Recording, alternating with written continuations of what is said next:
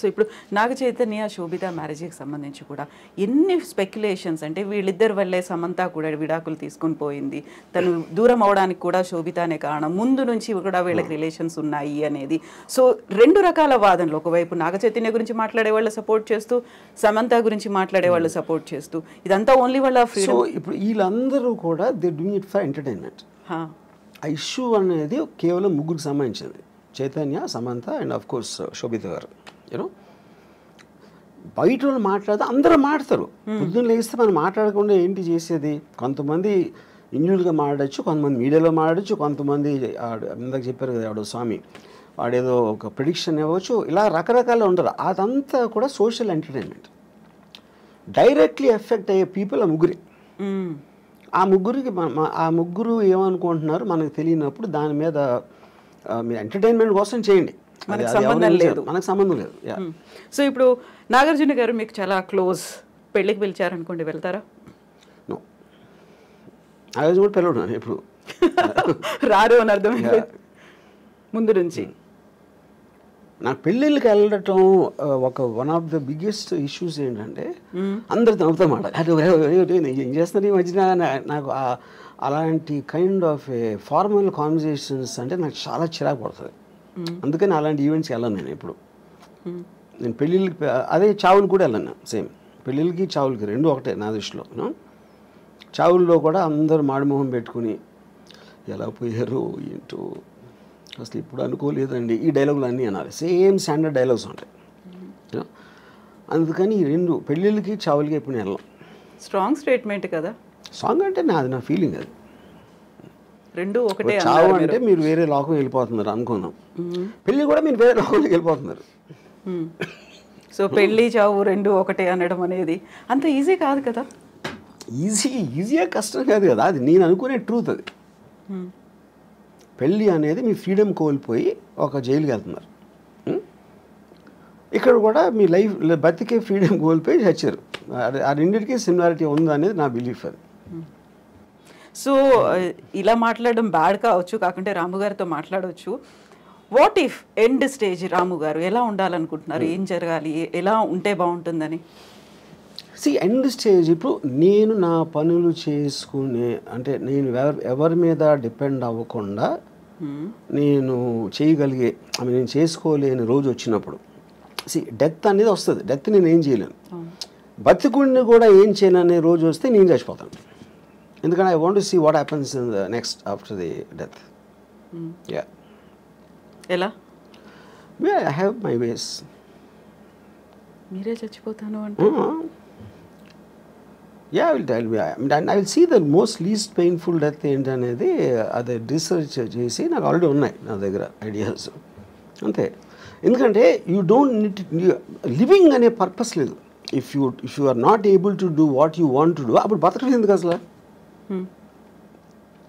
ఊరికనే చెట్టులాగా hospital bed మీద ఉంటాం, అదే కదా పాయింట్.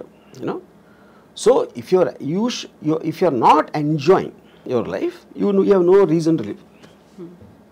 ఇది ఇంకొక ఎక్స్ట్రీమ్ కదా, చాలా ఈజీగా పోవచ్చు, లేకుంటే ఇలాంటి పెయిన్ఫుల్ అనేది లేకుండా. ఎక్స్ట్రీమ్ అనేది ఉండదు, ఎవరి థాట్ అలాగే ఉంటుంది. మీకు ఎక్స్ట్రీమ్ అయింది అనేది నాకు చాలా న్యాచురల్ అనుకోవచ్చు. Extreme is by definition is one persons perspective another person, అంతే కదా. ఎక్స్ట్రీమ్ అంటే ఇప్పుడు మీ దానికి ఉన్న దానికన్నా ఇంకా ఎక్కువ డీపర్ ఇంటెన్సిటీతో నమ్ముతూ ఉంటే అది ఎక్స్ట్రీమ్ అవుతుంది. ఇప్పుడు టెర్రరిస్ట్ ఉన్నాడు, ఎక్స్ట్రీమ్ అని ఎందుకు అంటాం ఎక్స్ట్రీమిస్ట్ అని? వాడి కోపాన్ని అంత నిర్వహించబడుతున్నాడు, చంపేస్తున్నాడు, బాంబులు పెడుతున్నాడు. అది మీరు చేయరు. మీరైతే మా అయితే తిడతారు, మా అయితే కొడతారు, లేకపోతే మా అయితే అరుస్తారు. వాడు దానికి వెళ్తున్నాడు. ఇలాంటితో వర్కౌట్ అవ్వని ఆడు నమ్ముతున్నాడు. కానీ ఎక్స్ట్రీమిస్ట్ ఎవడు? వాడు ఎక్స్ట్రీమిస్ట్ అనుకోడు కదా, వాడు అది నమ్ముతూనే చేస్తున్నాడు. అది సో పెయిన్లెస్గా ఉండాలి, ఈజీగా స్మూత్గా ఉండాలి అంటే రీసెర్చ్ చేస్తున్నారు. అందులో సూసైడ్ కూడా ఉందా? సూసైడ్ అని కావాలి కదా, లేకపోతే మీరు ఇన్ఫ్లిక్టింగ్ ఆఫ్ పెయిన్లెస్ అనేది మీరు అనుకునే పర్పస్కి ఎంత సింప్లిస్టిక్గా ఎంత స్మూత్గా జరగాలని చూస్తారు. అది బిజినెస్ అవ్వచ్చు, లేకపోతే any decision you are making, you want to make the effort lesser to get the maximum result. అప్పుడు డెత్ అనేది మీకు రిజల్ట్ కావాలి అనుకున్నప్పుడు డెత్లో ఒక పెయిన్ ఆస్పెక్ట్ అనేది ఎంతో కొంత ఉంటుంది. మేబీ ఆ ఎంతో కొంత దాన్ని రెడ్యూస్ చేయడానికి you will use your knowledge and your thinking. Yeah. So ఎప్పుడు నేను ఆ లాస్ట్ స్టెప్ తీసుకోవాలి అనేది ఏ స్టేజ్లో నేను డెసిషన్? చెప్పాను కదా, when I can do, when I have to depend on somebody else, that is the last stage for me. Yeah. It is not about the age. ఇప్పుడు సపోజ్ నాకు ఇప్పుడు మీ స్టూడియోకి ఇంటర్వ్యూకి వచ్చాను, ఇప్పుడు వెళ్తా ఒక యాక్సిడెంట్ అయిపోయి నా కాళ్ళు పోయినాయి అనుకోండి for example. So I might do it now only. లేదా నాకు 80 years 90 years వచ్చినా కూడా నేను ఇంకా చేయగలుగుతున్నాను అంటే I might not do it.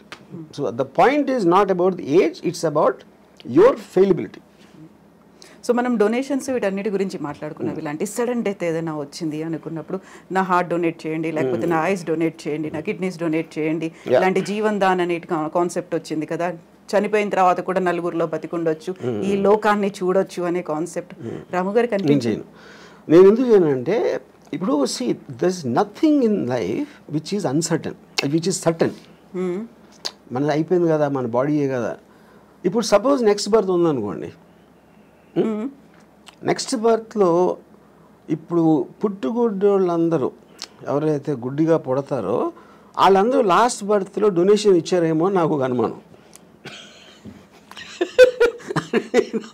అప్పుడు దేవుడి దగ్గరికి వెళ్ళి ఇచ్చావు కదా, ఇప్పుడు అయితే నెక్స్ట్ బర్త్ నువ్వు నీ కళ్ళు లేని కూడా పడతావు అని చెప్పారు అనుకోండి, అరే అమ్మా అని నేను డిసప్పాయింట్ అవుతాను కదా. అందుకని అలాంటి ఛాన్స్. ఇంకోటి ఏంటి, I'm not an అల్ట్రూయిస్ట్, I don't live for others. నేను నా కోసమే బతుకుతా, అన్నీ నేనే తీసుకెళ్ళిపోతాను.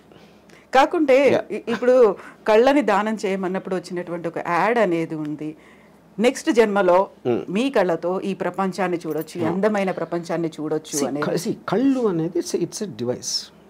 The only thing which perceives everything is the brain. బ్రెయిన్లో కూడా ఉన్న కాంప్లెక్స్ బ్రెయిన్ మ్యాటర్ కాదు కదా, దేర్ ఇస్ బ్రెయిన్ అనేది యాక్చువల్లీ ఒక ఎగ్జాక్ట్లీ మీ కళ్ళు రిజిస్టర్ చేస్తున్నాయి, దాన్ని బ్రెయిన్ పర్సీవ్ చేస్తుంది. Every kind of a sense you have, whether it is your hearing or whether it's your touch or your vision, all of them are functions of the brain, of the mind, which is a thought. And thought doesn't have form. So a thought అనేది మనకి ఇప్పటివరకు తెలియదు అదేంటో అసలు exactly why does a bunch of thoughts and feelings should have a human body అనేది నా one of the biggest questions నాకు. So అప్పుడు అది దానికి లేనప్పుడు మనకు అంత అన్సర్ట్ అయినప్పుడు ఉన్నవన్నీ ఎందుకో మంచిదని తీసుకెళ్ళిపోవడం బెటర్ నాతోనే. అందుకని నేను డొనేట్ చేయను. దెన్ వాట్ అబౌట్ డబ్బు? ఇప్పటిదాకా సంపాదించిన డబ్బుని ఏం చేస్తారు మరి? అది మీతో రాదు. No of course see whatever might not have any value. నేను కూడా తీసుకెళ్ళాను కదా. అవును, తీసుకెళ్ళలేరు. నా బాడీ అంటే నేనేంటి మా అయితే నేను విల్లో రాసి ఇక్కడ డొనేట్ చేయండి అని అలాంటివి చెప్పొచ్చు. అదే నేను డబ్బు కూడా చేయొచ్చు. అది చేయకపోయినప్పుడు they will send me as it is. But money and this మీరు చెప్పకపోయినా సరే it will rightfully go to whatever the legal aspect of the hereditary laws ఏదైతే ఉన్నాయో దానికి వెళ్తుంది. So I am not in control of that.